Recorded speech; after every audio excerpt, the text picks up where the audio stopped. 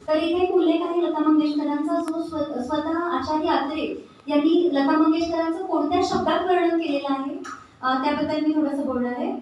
आचार्य अत्रे यांनी लतादीदींचं वर्णन करताना म्हटलं होतं, स्वर्गीय स्वरमाधुर्याचा मूर्तिमंत अवतार असलेल्या लताचे केवळ लोखंडाच्या निपातून उतरलेल्या शाईच्या शब्दांनी वृत्तपत्राच्या जाड्या भरड्या कागदावर अभिनंदन करणं म्हणजे स्वरसम्राज्ञीच्या स्वागतासाठी तिच्या चरणाखाली जाड्या भरड्या गोणपाटांच्या पायघड्या अंतरण्यासारखे सुशोभित आहे.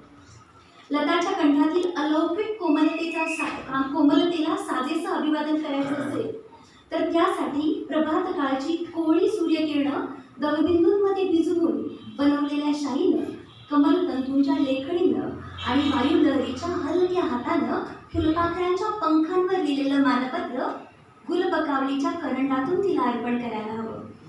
लताचा आवाज म्हणजे मानवी परिस्थितीचा एक अद्भुत चमत्कार आहे.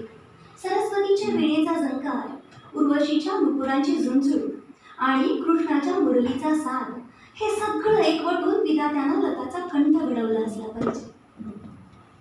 गेली कित्येक दशकं रसिकांच्या मनावर अधिराज्य गाजवणारा सूर म्हणजे लता मंगेशकर. शब्दांच्या पलीकडे तरल संवेदनांच्या भावविश्वात नेणारा अलौकिक स्वर म्हणजे लता मंगेशकर. आचार्य अत्रेंनी जिथं वर्णन स्वरलता असं केलं, अबालवृद्धांनी जिनं आपलं मानलं, ती हळूवार भावस्पर्शी आवाजाची स्वयंसिद्ध प्रतिभा म्हणजे लता मंगेशकर.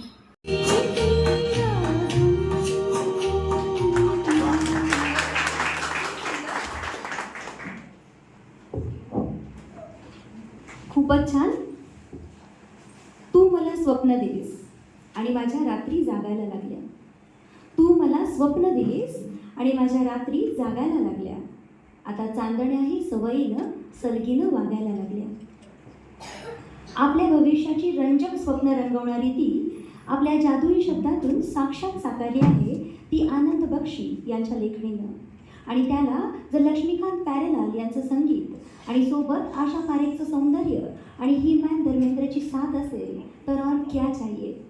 आया सावन जून की या चित्रपटातलं हे प्रेमगीत सादर करीत आहेत मंजुषा पोतनीस.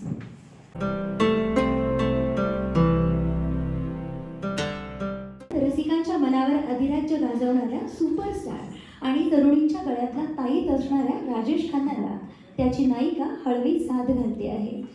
आनंद या सुपरहिट आणि अत्यंत भावस्पर्शी चित्रपटातलं योगेश यांनी शब्दांकन केलेलं आणि सलील चौधरींच्या सुरावाटीने सजलेलं हे सुमधुर गीत सादर करीत आहेत मंजिरी दीक्षित.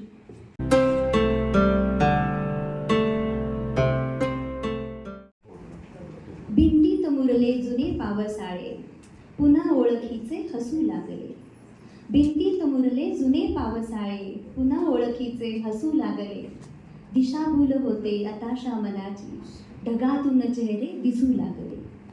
संध्याकाळची वेळ आठवणींचं काहूर माजवणारी, मन कातर करणारी हीच हुरहुर घेऊन येत आहेत ममता नरहरी आपल्या पुढच्या गीतातून.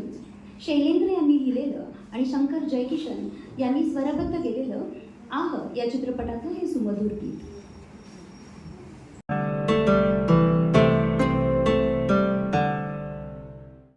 तू सोबत असलीस की मला माझाही आधार लागत नाही. तू सोबत असलीस की मला माझाही आधार लागत नाही. तू फक्त सोबत राहा, मी दुसरं काहीच मागत नाही. आता श्वास, हृदय आणि अगदी हृदयांचे डोके सगळ्यामध्ये फक्त तू आणि तूच हे सांगणारं गुलशन बावरा यांचं कल्याणजी आनंदजी यांनी संगीतबद्ध केलेलं आणि लता रफी जोडीचा स्वर लाभलेलं हात की सफाई या चित्रपटातलं हे गीत घेऊन येत आहेत वनिता कुंभार आणि सचिन शेरकर.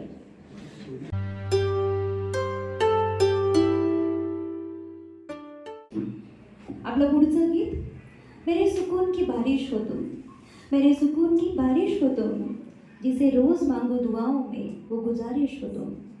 कैसे कहूँ मेरी हसरतों का सिलसिला और मेरे हर हसी की वजह हो तुम. त्याच्या प्रेमानं तिचं अस्तित्व असं काही व्यापून टाकलंय की तिला आता दुसरं काही नको. लव्ह इन टोकियो या चित्रपटातलं शंकर जयकिशन यांनी संगीतबद्ध केलेलं हे गीत प्रस्तुत करत आहेत दीपाली घाटगे.